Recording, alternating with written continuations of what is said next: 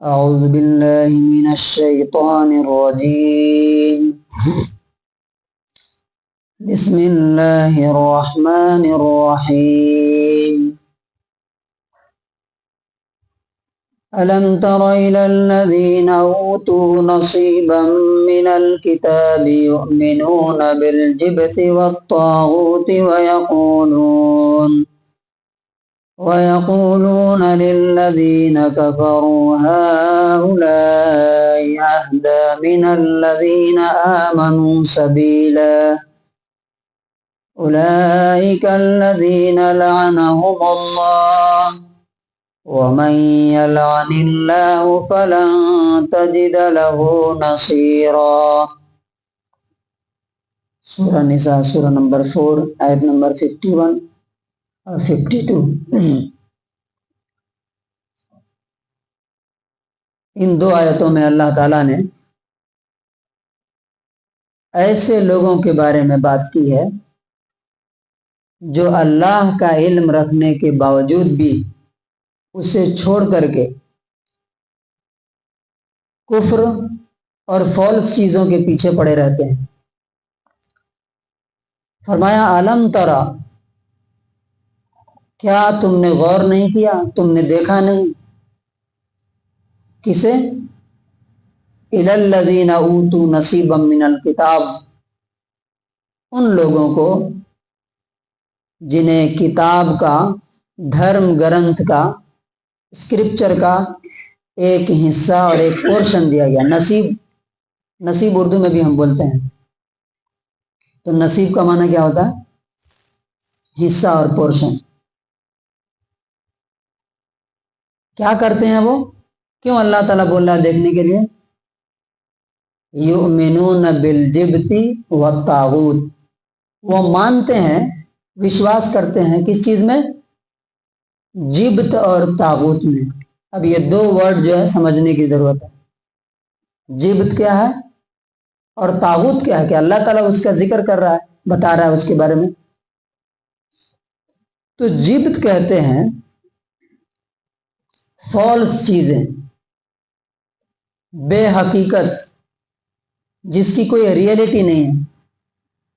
یعنی حقیقت کو چھوڑ کر کے، ریئلٹی کو چھوڑ کر کے جو اللہ کی بات ہے، اس سے زیادہ سچی بات اور ریئل بات کس کی ہو سکتی ہے؟ اوتھینٹک بات کس کی ہو سکتی ہے؟ وہ چھوڑ کر کے یہ کیا کرتے ہیں؟ اب جبت میں کیا کیا چیزیں آتی ہیں؟ نمبر 1 پر ہے جادو. جادو کے پیچھے پڑے رہتے ہیں. نمبر 2 کہانت. کہانت معلوم ہے؟ یعنی پنڈت کے پاس جا کر کے معلوم کرنا اپنے فیوچر کے بارے میں، یہ کوئی کام کر رہے ہیں اس کے بارے میں. بہت سے مسلمان بھی جاتے ہیں کہاں؟ عاملوں کے پاس. ہمارے یہاں تعویذ گنڈا کرنے والوں کے پاس، جھاڑ پھونک کرنے والوں کے پاس. اور باضابطہ یہ ایک کاروبار بن چکا ہے. زیرو انویسٹ اور ہیوج پروفٹ. بڑے بڑے جو ہے کاروباری اس میں ملوث ہیں. وہ کیا کرتے ہیں؟ جو بھی جاتا ہے اس کو بتاتے ہیں کہ تمہارے اوپر کسی نہ کسی کا اثر ہو گیا، کوئی جنات بیٹھ گیا تمہارے کاروبار میں، کوئی بھوت ہے تمہارے گھر پہ. یہ کیا ہے؟ سپرسٹیشن کی باتیں. اور کیا چیز ہوتی ہے؟ کسی چیز کو منحوس ماننا یا کسی چیز سے اپنی قسمت کا حال معلوم کرنا. فار ایگزامپل ہاتھ دکھا کر کے بتائیے میری کتنی شادی ہوگی، اچھی ہوگی کہ بری ہوگی، میں کیا بنوں گا. تو وہ سب بتاتے ہیں اور یہ جا کر کے ان سے پوچھتے ہیں. یہ سب سپرسٹیشن میں آتا ہے. اور کیا؟ بدھ کا دن جو ہے برکت والا نہیں ہے، منحوس ہے. سفر کا مہینہ ٹھیک نہیں ہے. اسی طرح سے جبت میں یہ بھی آتا ہے کہ آپ دیکھتے ہوں گے بہت سے لوگ گاڑی لے کے جاتے ہیں یا گھر سے نکلتے ہیں، اگر کوا بول دیا تو کیا سمجھتے ہیں؟ ہمارا یہ جو کام میں شروع کر رہا ہوں یہ اب نہیں ہونے والا. گاڑی لے کے جا رہا ہے، میں نے خود دیکھا ہے. تو بلی یا کتا آگے سے نکل گیا تو بلی خاص طور سے جب نکل جاتی ہے تو روک دیتے ہیں اب جب تک دوسرا گاڑی والا نہیں جائے گا آگے نہیں کھسیں گے۔ اسی طرح سے شادی کے موقع پر آپ دیکھیے عورتوں کو کیا کرتے ہیں، کہاں سے نکالتے ہیں، قرآن سر کے اوپر یہ کر کے نیچے سے دلہن کو کیا کرتے ہیں، پاس کرتے ہیں کہ ساری نحوست اس کی کس میں چلی ہے، اور پتہ نہیں وہ اس کی زندگی سے نکل جائے یا قرآن اس کے سر کے اوپر ہی رہے، اس کے بھیجے میں دماغ میں نہ جائے۔ یہ ساری چیزیں جو کر رہے ہیں کیا یہ اس میں آتا ہے، جبت میں آتا ہے، یعنی اللہ کی جو صاف اور کلیئر گائیڈنس ہے اسے چھوڑ کر کے بے حقیقت فالس چیزوں کے پیچھے، سپرسٹیشن کے پیچھے پڑے رہتے ہیں۔ نمبر 1، یہ کس ورڈ کی میننگ ہے، جبت کی، جبت کی۔ دوسرا ورڈ ہے طاغوت۔ طاغوت کسے کہتے ہیں، طاغوت کا ورڈ بنتا ہے طغا۔ طغا کا معنی ہوتا ہے لمٹ کراس کر جانا۔ جیسے آپ ندی میں پانی آتا ہے، ابھی دیکھیے ادھر پانی آیا ہے تو کیا ہوتا ہے، پانی اوپر سے ہونے لگتا ہے، اوور فلو ہونے لگتا ہے، تو کہتے ہیں کہ ندی میں طغیانی آ گئی۔ اسی طرح سے انسان کی اور جنات کی لمٹ کیا ہے، کیا ہے لمٹ، اللہ نے جتنا کہا بس اتنا کرو، اس سے آگے اپنا دماغ مت لگاؤ۔ اب اگر کوئی شخص یہ قرآن اور حدیث چھوڑ کر کے، اللہ کی بات چھوڑ کر کے اپنی منمانی کرتا ہے اور دوسروں سے اپنے منمانی کرانے کی کوشش کرتا ہے تو اسے کیا بولیں گے، طاغوت۔ اور اسی لیے شیطان کو بھی کیا بولتے ہیں، شیطان کا دوسرا نام کیا ہے، طاغوت ہے۔ کیوں، اللہ کے حکم سے کیا ہوا، باہر نکل گیا وہ۔ اب وہ حکومت ہو چاہے کوئی انڈیویجول ہو، اگر اپنی بات کس بندوں سے منوانا چاہتا ہے، فار ایگزامپل میں ہی بولوں کہ آپ لوگ میری بات مانیے تو میں کیا ہو جاؤں گا، طاغوت ہو جاؤں گا۔ ہاں آپ یہ بول سکتے ہیں کہ یہ دلیل ہے، یہ پروف ہے، یہ ثبوت ہے، یہ قرآن حدیث میں ہے، یہ مانیے، یہ چلے گا، لیکن نہیں میری بات مانیے، میں اپنی بات منواؤں تو میں بھی کیا ہو جاؤں گا، طاغوت ہو جاؤں گا۔ تو وہ حکومت بھی ہو سکتی ہے، وہ کوئی انڈیویجول بھی ہو سکتا ہے۔ تو اللہ تعالیٰ کیا کہتا ہے کہ تم نے ان لوگوں کو نہیں دیکھا جن کو کتاب کا ایک حصہ دیا گیا تھا، وہ کیا کرتے ہیں، جبت اور طاغوت کو مانتے ہیں۔ وَيَقُولُونَ لِلَّذِينَ كَفَرُوا، اور کافروں کے بارے میں کہتے ہیں، کون سے کافر، اچھا یہاں پہ بات کس کی ہو رہی ہے، کس کی بات ہو رہی ہے،